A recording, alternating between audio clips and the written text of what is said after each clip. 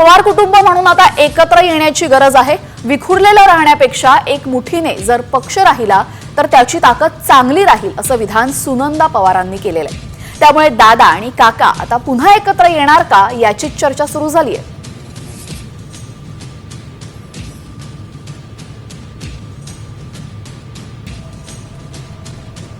शेवाई हे फुटलेलं जे कुटुंब आहे, गेले कितीतरी पिढ्या आम्ही एकत्र नांदतोय। पवार कुटुंब आम्ही सगळ्या सुखदुःखामध्ये सगळ्या अडचणींमध्ये आम्ही एकजीव होतो आणि अडचणीमध्ये होतो।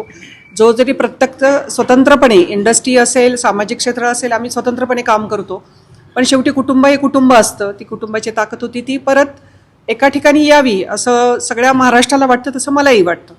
शेवटी कार्यकर्ता महत्त्वाचा असतो राजकारण करताना, आणि त्याच्या भावना जाणून घेणं आणि त्याचं ऐकून घेणं ही सुद्धा राज्यकर्त्याची जबाबदारी असते। त्यामुळे कार्यकर्त्यांनी भावना व्यक्त केल्या त्या त्यांच्या बरोबर आहेत, कारण विखुरलेलं राहण्यापेक्षा एका मुठीने जर पक्ष राहिला तर त्याची ताकद चांगली राहील महाराष्ट्रामध्ये।